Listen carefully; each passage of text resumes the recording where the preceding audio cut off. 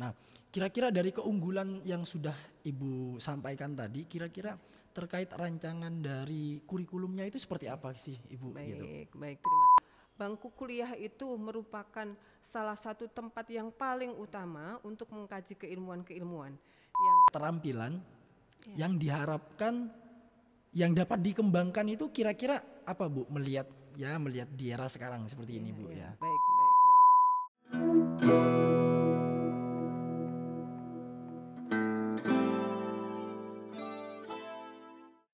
Assalamualaikum warahmatullahi wabarakatuh. Selamat pagi Sobat FIP. Berjumpa lagi dengan kami di podcast FIP UNESA. Seperti biasa kita jargon dulu, yaitu FIP UNESA handal selalu. Dan pastinya di sini saya tidak sendirian. Di sini saya ditemani oleh narasumber kita yang sangat luar biasa, yaitu ada Ibu Yaya. Bagaimana Ibu kabarnya untuk hari ini Bu? Alhamdulillah sehat selalu. Baik, untuk kabarnya Ibu sehat selalu ya. Semoga Ibu terus diberikan kesehatan Ibu ya. Amin. Jadi Sobat FIP, Ibu Yaya ini selaku koor prodi dari program studi S2 PAUD FIP UNESA. Kalau misalnya Sobat FIP kepo nanti bisa tanya-tanya secara langsung kepada beliau ya. Jadi Ibu ini selaku program studi dari S2 PAUD Bu ya. Ya, saya betul. Selaku koordinator prodi S2 PAUD. Masya Allah, selaku koordinatornya Bu ya. Jadi ini kalau kita berbicara soal PAUD Bu ya, PAUD pastinya kan teman-teman bertanya-tanya nih Bu ya, bertanya-tanya terkait S2 kira-kira PAUD itu apa sih gitu. Nah, kira-kira program studi S2 PAUD FIP UNESA itu keunggulannya seperti apa Ibu? Terus apa sih yang membedakan antara keunggulan dari S2 PAUD di UNESA ini sama kampus-kampus lain seperti itu Bu? Baik, terima kasih Mas Faisal. Jadi teman-teman semua, S2 PAUD UNESA ini memiliki visi untuk mengembangkan keilmuan PAUD yang adaptif, inovatif, dan berjiwa edupioners dalam pengembangan pembelajaran kreatif di tingkat nasional dan global di tahun 2029. Sehingga S2 PAUD ini memiliki ciri khas ya, spesifikasi keunggulannya adalah mengadopsi semangat edupioners. Jadi kita mengarahkan bagaimana pembelajaran itu mahasiswa nantinya bisa menjadi pioners atau pelopor-pelopor terkait dengan pembelajaran di PAUD. Nah, harapannya mahasiswa bisa menciptakan terobosan baru di bidang pembelajaran anak usia dini. Sehingga nanti setiap selesai perkuliahan ya, diskusi di kelas, mereka diminta untuk bagaimana untuk seperti mendeseminasikan ya materi-materi yang telah dikaji itu dalam bentuk, bisa dalam bentuk seminar, bisa dalam bentuk pelatihan gitu. Targetnya adalah mereka bisa menjadi narasumber ya di bidang PAUD, sehingga mereka akan memiliki semangat edupioners itu tidak hanya dalam bentuk tulisan saja, tetapi benar-benar teraplikasi ya di masyarakat, sehingga mereka pandainya itu tidak pandai dimiliki sendiri ilmunya, tapi selalu dibagi di masyarakat untuk kemajuan PAUD. Itu Mas Faisal. Oke, baik. Ibu tadi terkait keunggulan yang ada di program studi S2 PAUD FIP UNESA Bu ya. Nah, kira-kira dari keunggulan yang sudah Ibu sampaikan tadi, kira-kira terkait rancangan dari kurikulumnya itu seperti apa sih Ibu? Baik, terima kasih. Rancangan kurikulumnya kita menata menjadi 3 semester. Untuk semester 1 dan semester 2, struktur kurikulumnya mata kuliah teoretik ya. Tapi di samping mata kuliah teoretik, mereka juga diberi tugas proyek, kemudian studi kasus di lapangan agar bisa mengimplementasikan konsep edupioners tadi ya, untuk men-share ilmu-ilmu sesuai dengan mata kuliah di semester 1 dan 2. Kemudian di semester 3 ada mata kuliah pendukung tugas akhir atau untuk kelengkapan mereka menyelesaikan tesisnya, dan ditambah dengan mata kuliah internship. Jadi mata kuliah internship ini untuk melatih kecakapan sosial terutama mahasiswa itu agar bisa bagaimana beradaptasi di masyarakat dan terjun ya, artinya melibatkan masyarakat dalam pembelajaran di PAUD itu. Nah, kegiatan mata kuliah internship ini ada kegiatan yang dilaksanakan di luar negeri ya, Iya, Masya ada Allah. juga yang di dalam negeri. Ini merupakan pilihan. Jadi kalau mahasiswa memilih untuk di luar negeri, kegiatannya bisa dalam bentuk eh, mengajar ya, mengajar di luar negeri tersebut, kemudian ada yang melakukan observasi di lembaga di luar negeri, begitu juga ada yang sifatnya kemanusiaan, begitu Mas Faisal. Baik Ibu, terkait rancangan kurikulum yang sudah diberikan kan ini sangat luar biasa Bu ya. Terus terkait dari pengalaman akademisnya dan juga praktis yang diberikan dalam program studi S2 PAUD FIP UNESA itu kira-kira bagaimana ya Ibu?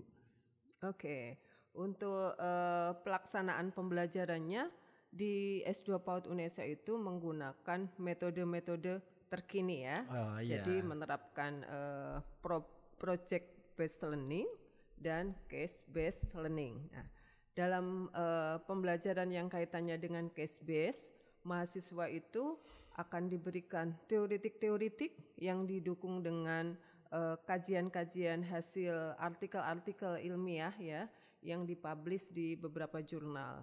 Kemudian mahasiswa juga akan diminta untuk studi empiris di lapangan untuk menemukan ya, menganalisis permasalahan-permasalahan apa saja yang ada di PAUD itu untuk didiskusikan di kelas dan menemukan solusinya dengan merujuk pada teori-teori dan kajian-kajian dari literatur artikel-artikel ilmiah tersebut.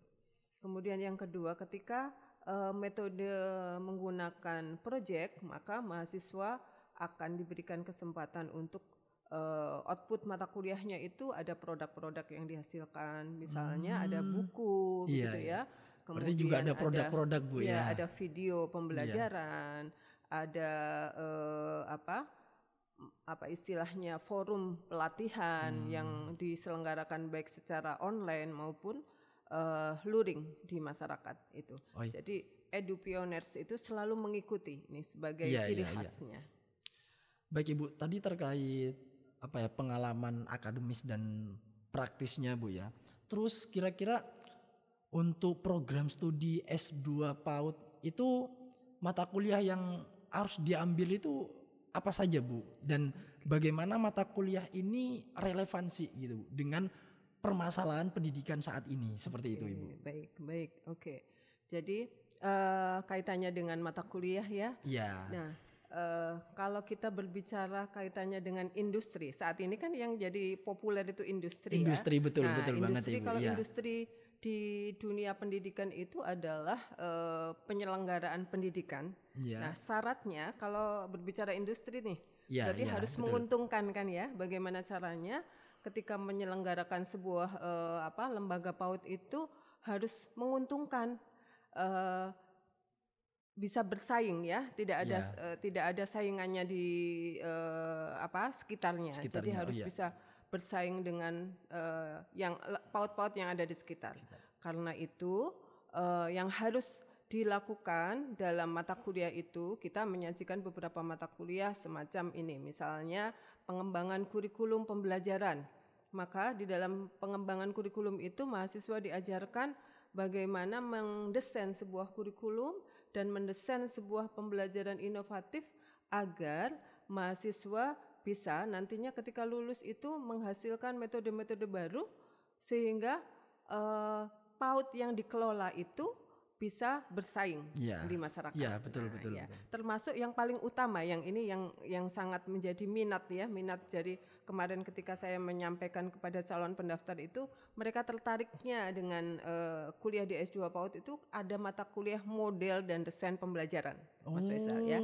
Jadi model dan desain pembelajaran itu adalah memberi kesempatan mahasiswa untuk belajar bagaimana mendesain model-model pembelajaran baru. Nah, ini kan sangat dibutuhkan karena supaya industri di dunia pendidikan ini ya laku ya menjadi diminati masyarakat kan harus ada inovasi tiap tahun. Nah, supaya mendapatkan inovasi itu dari mata kuliah model dan desain pembelajaran itu, mereka akan mendapatkan ilmu, teknik dan prakteknya yang untuk diterapkan, termasuk kaitannya dengan pengelolaan ya. Jadi ada mata kuliah kepemimpinan dan manajemen itu nanti akan mengelola bagaimana PAUD itu yang sangat bagus, bisa mengacu Betul, betul. pada dalam negeri maupun luar Luar negeri negeri, ya, begitu, ya. termasuk bagaimana penyelenggaraan PAUD inklusif. Baik Ibu, berarti untuk program studi S2 PAUD ini secara tingkatan ketika sudah berada di atas itu beda lagi Bu ya, terkait pembelajarannya itu lebih berinovasi lagi, berinovatif lagi Bu ya. Terus kira-kira untuk mahasiswa nih Bu, tadi kan sudah kita membicarakan kurikulum, keunggulannya, terus mata kuliahnya. Sekarang terkait mahasiswanya Bu, kira-kira untuk mahasiswa dari program studi S2 PAUD ini apakah ada kesempatan gitu Bu? Kesempatan dalam melakukan penelitian atau melakukan proyek lapangan gitu Bu? Baik, Gimana? baik, oke, baik. Tentunya ketika perkuliahan ya berlangsung ya, mahasiswa diberikan kesempatan untuk melakukan riset ya. Ini buktinya di semester 1 ya ada mata kuliah metodologi penelitian. Tidak hanya mahasiswa itu mengkaji teori tentang bagaimana sih metode penelitian itu rancangannya, tapi mereka langsung dituntut untuk melakukan riset pendahuluan ya. Karena output mata kuliah ini adalah menghasilkan sebuah proposal tesis. Kemudian yang kedua, ketika menerapkan model case base itu, mahasiswa juga dituntut melakukan riset ya untuk mengidentifikasi permasalahan di pendidikan anak usia dini. Dari kasus-kasus permasalahan itu yang teridentifikasi kemudian dianalisis dalam diskusi di kelas. Itu yang dilakukan. Baik Ibu, tadi kan sudah ini terkait mahasiswanya dan kira-kira sudah melakukan apa saja. Terus untuk prospek kerjanya nantinya dari program studi S2 PAUD ini kira-kira bagaimana Bu? Yang sudah nyata gitulah. Oke, Gitu. baik. Nah, ini yang menarik Mas Faisal ya. Jadi begini, selaku koordinator prodi, saya memiliki beberapa kawan ya yang kebetulan ada yang menjadi rektor, kemudian ada yang menjadi dekan gitu, sudah pesan ya, jadi request. Jadi mahasiswanya mana yang lulusan S2 PAUD ini saya lagi membutuhkan dosen untuk S1 PG PAUD begitu. Jadi sudah diinden, mahasiswa kita itu sudah diinden untuk menjadi calon dosen. Dan hasil ini lulusan kita ya di tahun 2022 itu yang sudah diterima menjadi dosen itu sebanyak 6. Yang lain mereka menjadi guru PAUD ya. Jadi ada kepala sekolah, kemudian ada guru PAUD. Dan yang menarik lagi yang kedua adalah begini. Ketika mahasiswa menempuh kuliah di S2 PAUD, mereka mendapatkan peluang untuk menjadi dosen praktisi ya. Jadi dosen praktisi ini diselenggarakan oleh Kementerian Nasional, di mana ini gajinya lumayan loh Mas Faisal ya. Gajinya itu sudah juta nih. Wah, sudah ya, jutaan banget Bu ya berarti. Udah juta nih. Jadi itu yang menarik sehingga kalau mereka menjadi dosen praktisi di jurusan atau prodi S1 PAUD, maka mereka harus menempuh studi di S2 PAUD nih.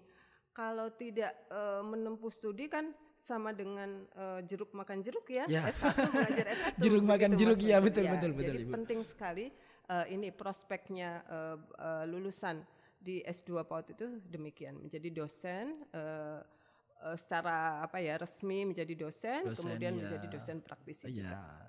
Berarti terkait prospek kerja ya untuk dari lulusan S2 dari PAUD ini bukan hanya dosen tapi bisa jadi guru terus praktisi gitu Bu ya. Jadi sangat luar biasa ya. Nah, terus terkait kompetensi nih Bu ya.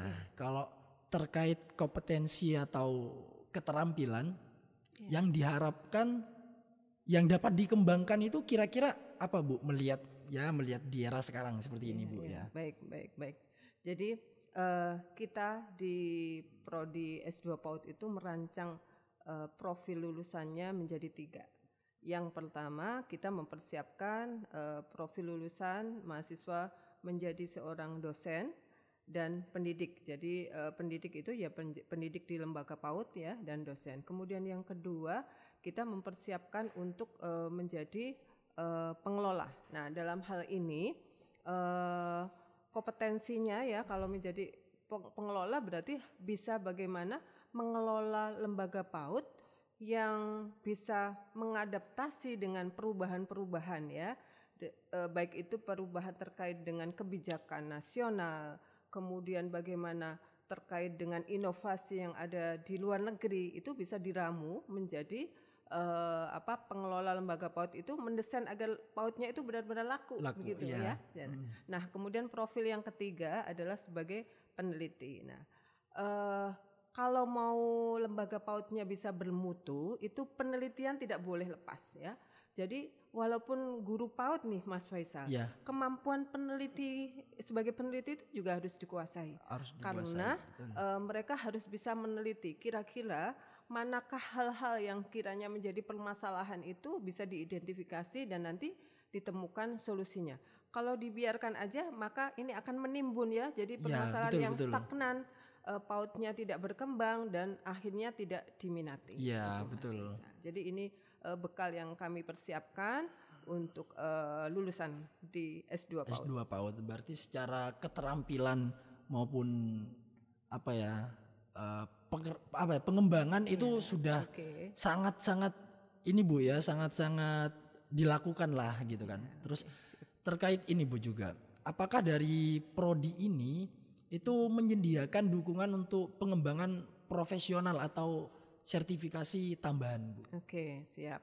Nah, tentu kita menyediakan ya kaitannya dengan sertifikasi tambahan itu untuk mendukung profil lulusan, terutama kaitannya dengan profil lulusan sebagai pengelola. Jadi profil lulusan, 3 profil lulusan itu bukan pilihan, tetapi mahasiswa ketika lulus itu harus memiliki kompetensi sebagai pendidik, kemudian juga sebagai dosen, dan juga harus memiliki kemampuan sebagai pengelola dan periset atau peneliti. Nah, ketika dibutuhkan kemampuan pengelolaan ini, perlu ya mahasiswa untuk melakukan ikut daftar dalam sertifikat kompetensi yang diselenggarakan di UNESA itu. Di antaranya ada LSP tentang bagaimana pengelolaan pelatihan.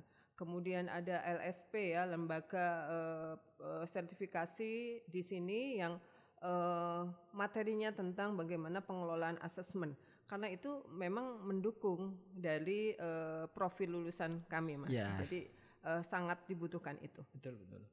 Berarti tadi terkait untuk pengembangan profesional maupun sertifikasi kan sudah ini Bu ya, sudah jelas. Nah, kira-kira terkait sistem penilaian dan evaluasi dalam program ini seperti apa Bu?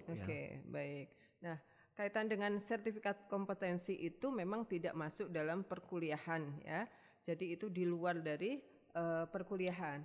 Sehingga nanti proses asesmen dari sertifikasi kompetensi itu diserahkan kepada LSP. Mereka mahasiswa yang mengikuti sertifikat kompetensi itu akan mendapatkan diklat tentang materi yang dipilih, kemudian mereka akan praktek juga ya kaitannya dengan masing-masing mata materi, mata ajar ya materi. Kemudian mereka akan ujian ya. Jadi ujiannya itu ada ujian tulis, ujian wawancara, kemudian ujian praktek begitu. Nah, setelah lulus mereka akan mendapatkan sertifikat itu. Oh iya. Berarti ketika sudah lulus baru dapat sertifikasi Bu ya. Siap. Baik, Ibu. Terkait ini juga nih Bu ya. Yang menjadi tantangan utama dalam menjalankan program studi S2 PAUD FIP UNESA, kira-kira tantangannya seperti apa di era sekarang ini Bu ya? Baik. Ya, memang ya. Jadi kalau kita di Prodi S2 PAUD itu merancang kurikulumnya itu untuk bisa diselesaikan dalam waktu 3 semester ya. Jadi waktu 3 semester itu umumnya ya S2 itu kan selesainya minimal 4 semester. Tapi kita merancangnya di S2 PAUD UNESA itu selesai dalam waktu 3 semester. Nah, ini merupakan tantangan sendiri agar mahasiswa bisa komitmen ya. Jadi komitmen agar mereka itu bisa lulus tepat waktu. Kemudian yang kedua yang menjadi tantangan berikutnya adalah para mahasiswa S2 PAUD ini hampir 90% itu sudah bekerja menjadi guru PAUD. Sehingga mereka akan memiliki tantangan bagaimana mengatur waktu, kaitannya dengan disiplin, kemudian terutama kaitannya dengan tesis ya. Jadi tesis itu sejak awal itu harus mereka prepare ya, mempersiapkan itu supaya bisa lulus tepat waktu di semester 3 begitu Mas. Baik Ibu, berarti terkait tantangan-tantangan yang dihadapi oleh mahasiswa itu bisa terhandle Bu ya oleh mahasiswanya sendiri, meskipun mahasiswanya ada yang sudah sambil lalu bekerja seperti itu Bu ya. Oke. Jadi Ya. memang kita akan memantau. Jadi sebagai Kaprodi, sebagai koordinator prodi, saya memantau itu ya kaitannya dengan mengatasi tantangan itu kan tidak bisa dibiarkan bergulir gitu aja ya. Jadi saya Oke. harus ketemu mereka baik secara offline maupun secara online untuk memantau bagaimana progres penyelesaian tesisnya, kemudian bagaimana progresnya mereka dalam kaitannya penyelesaian produk-produk yang dihasilkan. Yang paling ini utama itu adalah progres untuk penyelesaian tesisnya supaya tidak molor dan bisa lolos tepat waktu. Berarti di sisi lain Ibu Yaya ini memiliki banyak kesibukan ya.